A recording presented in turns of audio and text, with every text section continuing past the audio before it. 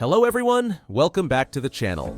Does anyone still remember Charlie Sheen from 2.5 Men? Once TV's golden boy, he was pulling in $1.8 million per episode, until his wild rants, bizarre tiger blood boasts, and explosive clashes with producers sent it all crashing down. From Hollywood's A-list to an industry outcast, how did it go so wrong? Today, we're diving into Sheen's meteoric rise, his chaotic downfall, and the fallout that left him on the edge of a Hollywood blacklist. So hit that like button, grab a snack, and let's unravel this wild story. Charlie Sheen didn't just stumble into fame, he earned it. Born Carlos Irwin Estevez in 1965 to actor Martin Sheen, he was practically Hollywood royalty. By the 1980s, he was stealing scenes in iconic films like Platoon and Wall Street, showing off serious acting chops alongside his bad boy charisma. But it was 2003 when Sheen hit the jackpot with 2.5 Men.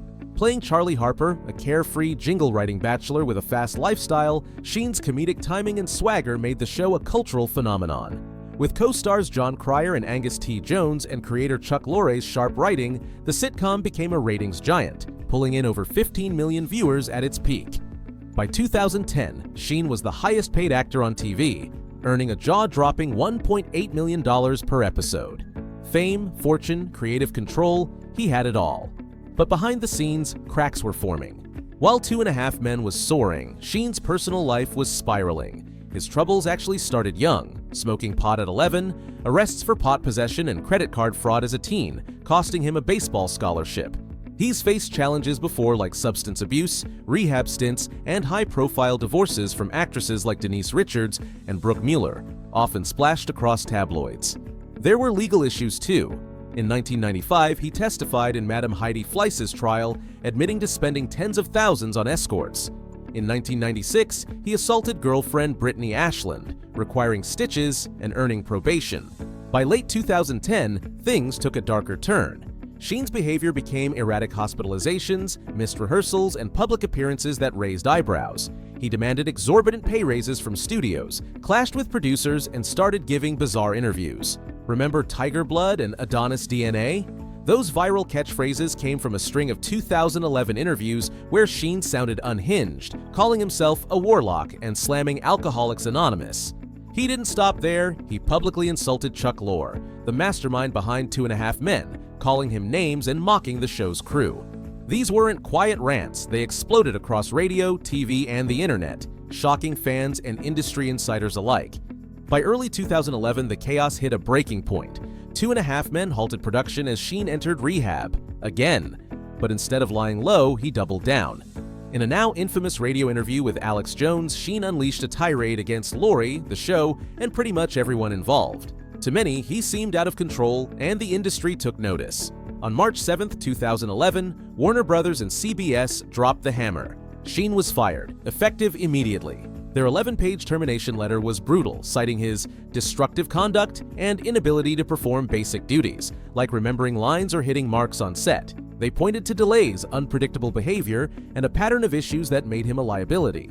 Sheen fought back, filing lawsuits and claiming the firing was unfair, arguing that moral clauses in his contract were misapplied. But the damage was done. The show moved on, replacing him with Ashton Kutcher, and Sheen's golden era was over.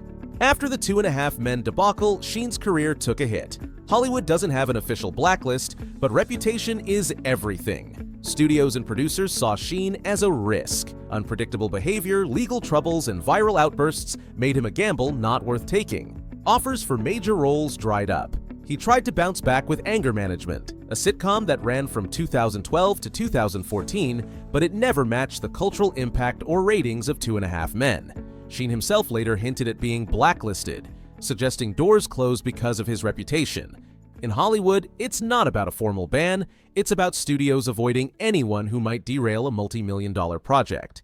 Data backs this up. A 2015 study from the University of Southern California noted that actors with public controversies often face a 20 to 30% drop in major role offers. For Sheen, the fallout wasn't just professional, it was personal, as he grappled with the consequences of addiction and public scrutiny. In 2015, he revealed his HIV-positive status after years of blackmail, a move that spiked public awareness. HIV test sales jumped 95%, showing even his lows had unintended positive impact. In recent years, Sheen has taken steps to rebuild. He's been open about his struggles with addiction, expressing regret for how he handled the 2.5 Men fallout.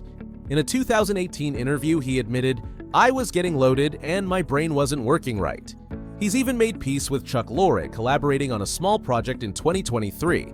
Sheen has taken on smaller roles and appeared in reality TV, but the blockbuster sitcom days seem behind him.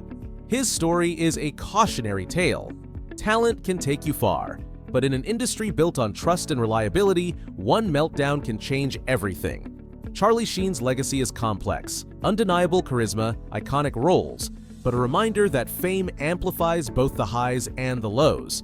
And that's the wild ride of Charlie Sheen's career, from Hollywood's golden boy to a cautionary tale. What do you think? Could Sheen have made a bigger comeback, or was the damage too deep? Drop your thoughts in the comments below, and if you enjoyed this deep dive, give us a thumbs up and subscribe for more Hollywood stories.